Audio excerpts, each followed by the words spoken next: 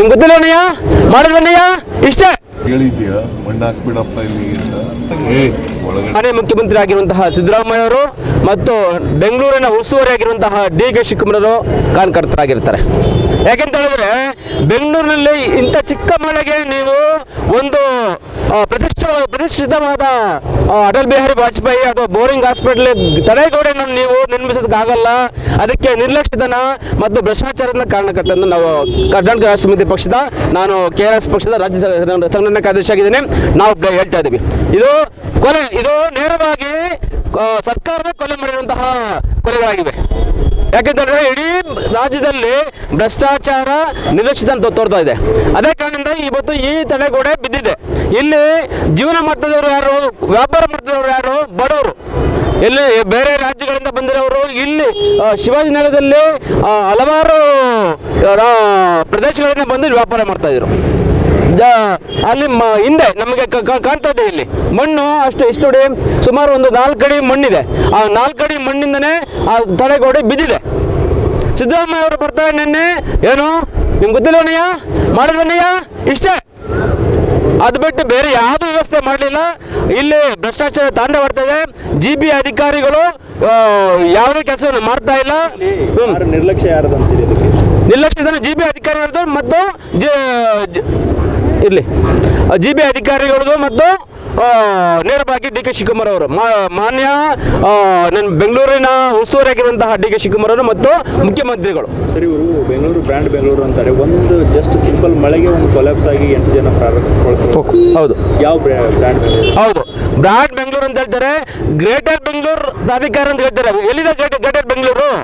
ನೀವು ಬೆಂಗಳೂರಿನಲ್ಲಿ ನೋಡ್ತಾ ಇದ್ದೀನಿ, ಕೇವಲ ಒಂದೇ ಒಂದು ಮಳೆಗೆ ಇರುವ ರಸ್ತೆಗಳೆಲ್ಲ ಕೊಚ್ಕೊಂಡಾಗಿದೆ, ಹಳ್ಳಗಳು ಬಿದ್ದಿದೆ, ಗುಂಡಿಗಳು ಬಿದ್ದಿದೆ.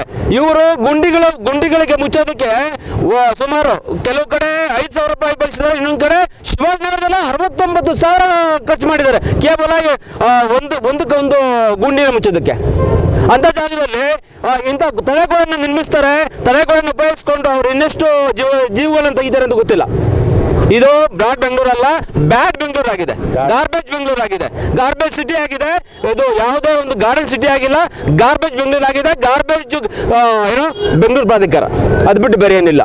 ಅಲ್ಲ ಸರ್, ಈಗ ಇಲ್ಲಿ ಒಂದು ದುರಂತ ಸಂಭವಿಸಿದೆ, ಆದರೆ ಇನ್ನೂ ಇಲ್ಲಿ ವ್ಯಾಪಾರಿಗಳು ಇದೇ ಬೀದಿ ವ್ಯಾಪಾರಿಗಳಿದ್ದಾರೆ. ಸೊ ಅವರಿಗೆ ಯಾವ ರೀತಿ ಸರ್ಕಾರ ಸರಿ, ಬೀದಿ ಬದಿ ವ್ಯಾಪಾರಿಗಳು ಯಾಕೆ ಬೀದಿಯಲ್ಲಿ ವ್ಯಾಪಾರ ಮಾಡ್ತಾರೆ ಅಂತ ಹೇಳಿದ್ರೆ, ಅವರಿಗೆ ಯಾವುದೇ ಒಂದು ದೊಡ್ಡ ಮಳಿಗೆಗಳಲ್ಲಿ ಅಂಗಡಿಗಳಲ್ಲಿ ಹಣವನ್ನು ಕೊಟ್ಟು ಮುಂಗಡ ಹಣವನ್ನು ಕೊಟ್ಟು ವ್ಯಾಪಾರ ಮಾಡೋದಕ್ಕಾಗೋದಿಲ್ಲ ಅವ್ರ ಕೈಲಿ.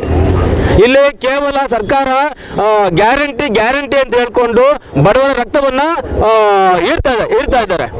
ಸೊ ಬೀದಿ ವ್ಯಾಪಾರಿಗಳಿಗೆ ಸುರಕ್ಷಿತ ಕ್ರಮ ತೆಗೆದುಕೊಳ್ಬೇಕು. ಅವರ ರಕ್ಷಣೆ ಸರ್ಕಾರದ ಮೇಲೆ ಇದೆ.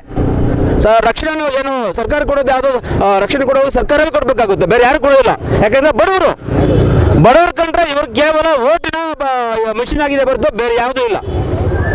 ಸೊ ಇದು ನೇರವಾಗಿ ಸಿದ್ದರಾಮಯ್ಯ ಮತ್ತು DK ಶಿವಕುಮಾರ್ ಕಾರಣಕರ್ತರಾಗಿರ್ತಾರೆ. ಪರಿಹಾರ ಕೊಟ್ಟರೆ ಜೀವಗಳು ವಾಪಸ್ ಹೋಗಿ ಬರುತ್ತೆ. 5 ಲಕ್ಷಕ್ಕೆ ನೀವು ತೂಗ್ತೀರ ಅಂತ ಹೇಳಿದ್ರೆ ಯಾವುದೇ ಒಂದು ಕೊಲೆ ಆಗಿದ್ದು ನಾನು ನೇರವಾಗಿ ಎಲ್ಲಾದ್ರೂ ಒಂದು ಮರಣ ಹೊಂದಿದ್ರೆ ಹೋಗಿ ನೀವು ಸಿದ್ದರಾಮಯ್ಯ ಅವರು 5 ಲಕ್ಷ ಘೋಷಣೆ ಮಾಡಿದ್ವಿ. ಏನ್ರಿ 5 ಲಕ್ಷದಲ್ಲಿ ಏನು ಬರುತ್ತೆ? ಜೀವ ಬರುತ್ತಾ? ಅವರ ವಿದ್ಯಾಭ್ಯಾಸ ಆಗುತ್ತಾ? ಅಥವಾ ಜೀವನ ಕಟ್ಕೊಳಕ್ಕಾಗುತ್ತಾ?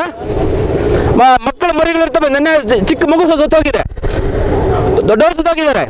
ಅದಕ್ಕೆ ಕಾರಣಕರ್ತರು ಯಾರು? ನೇರವಾಗಿ DK ಶಿವಕುಮಾರ್ ಮತ್ತು ಮಾನ್ಯ ಸಿದ್ದರಾಮಯ್ಯ ಅವರು. ಏನು ಒತ್ತಾಯ ಮಾಡ್ತಾರೆ? ಸರ್ಕಾರ ಭ್ರಷ್ಟಾಚಾರ ನಿಲ್ಲಿಸಬೇಕು. ಇವೆಲ್ಲ ಆಗೋದು ಭ್ರಷ್ಟಾಚಾರದಿಂದನೇ. ಹಳೆಗೋಡೆ ಅಂತ ಹೇಳ್ತಾರೆ. ಹೌದು, ಹಳೆ ಗೋಡೆಗೆ ನೀವು ಮಣ್ಣಾಕ್ಬೇಕಾದ್ರೆ ಗೊತ್ತಿಲ್ವಾ ನಿಮಗೆ? ಅಧಿಕಾರಿಗಳು ಗೊತ್ತಿಲ್ವಾ? ಅಧಿಕಾರಿಗಳು ಇಂಜಿನಿಯರ್ಗಳಾಗಿರ್ತಾರೆ. ಇಂಜಿನಿಯರ್ಗಳು ಸುಮಾರು ಒಂದು 4 ವರ್ಷ ಟ್ರೈನ್ ತೆಗೆದುಕೊಂಡು ಬಂದಿದ್ರು ಕೂಡ ಇಂಥ ಅಪಘಾತಗಳಾಗ್ತವೆ. ಬಡವರು ಸಾಯ್ತಾರೆ ಅಂತ ಹೇಳಿದ್ರೆ ಇನ್ನೆಂಥ ವಿದ್ಯಾಭ್ಯಾಸ ಮಾಡಿದ್ದೀರಾ? ಇನ್ನೆಂಥ ವಿದ್ಯಾಭ್ಯಾಸ ಕೊಡ್ತಾ ಇದ್ದೀರಾ ನೀವು? ಕೇವಲ ಹಣ ಕೊಟ್ಟರೆ ಸಾಕು, ಯಾವುದೇ ಪೋಸ್ಟು ಸರ್ಕಾರದಲ್ಲಿ ಸಿಗುತ್ತೆ. ಅಲ್ಲ, ಈ ಘಟನೆಗೆ ಕಾರಣರಾದ ಮೇಲೆ ಯಾವ ರೀತಿ ಕ್ರಮ?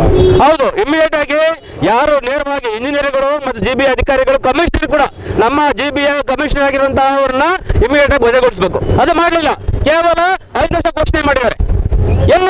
ಒಂದು ನೀವು ನ್ಯಾಯಾಲಯಕ್ಕೆ ಹೋಗಿ ಅಥವಾ ಯಾವುದೋ ಒಂದು ಸರ್ಕಾರಿ ಅಧಿಕಾರಿಗಳು ತಪ್ಪು ಮಾಡಿದಾಗಲಿ ಅವ್ರು ಯಾವ್ದು ಒಂದು ಪಾಠ ಕಲಿಸಿದಂಥದ್ದು ಯಾವುದೋ ಒಂದು ಉದಾಹರಣೆ ಇಲ್ಲ. ಇಮ್ಮಿಡಿಯೇಟ್ ಆಗಿ ನಾವು ಕರ್ನಾಟಕ ರಾಷ್ಟ್ರ ಸಮಿತಿ ಪಕ್ಷದಿಂದ ನಾನು ಕೇಳ್ತಾ ಇದ್ದೇನೆ, ಯಾರೆಲ್ಲ ಕಾರಣಕರ್ತರಾಗಿ ನೇರವಾಗಿ ಇಲ್ಲಿ ಯಾರು ನಮ್ಮ ಈ ಆಸ್ಪತ್ರೆಯ ವೈದ್ಯಕೀಯ ಕಾಲೇಜು ಇನ್ಸ್ಟಿಟ್ಯೂಷನ್ ಅಧಿಕಾರದಲ್ಲಿ ಬರುತ್ತೆ ಅಲ್ವಾ, ಈ ವೈದ್ಯಕೀಯ ಡಿಪಾರ್ಟ್ಮೆಂಟ್ ಅದು ಅಡಿಯಲ್ಲಿ ಬರುತ್ತೆ ಈ ಆಸ್ಪತ್ರೆ. ಇನ್ನು ನೇರವಾಗಿ ಕಾರಣಕರ್ತರಾಗಿದ್ದವರು ಯಾರು ಅವರೆಲ್ಲರನ್ನೂ ವಜಾ ಮಾಡಬೇಕು. ವಜಾ ಮಾಡೋದ್ರ ಮೂಲಕನೇ ಯಾರು ಸುತ್ತೋಗಿದ್ದಾರೆ ಅವರಿಗೆ ನ್ಯಾಯ ಸಿಗುತ್ತೆ. ಹೆಚ್ಚಿನ ವಿಡಿಯೋಗಳಿಗೆ ಪ್ರತಿಧ್ವನಿ ಯೂಟ್ಯೂಬ್ ಚಾನೆಲ್ ಸಬ್ಸ್ಕ್ರೈಬ್ ಮಾಡಿ, ಬೆಲ್ ಐಕಾನ್ ಕ್ಲಿಕ್ ಮಾಡಿ.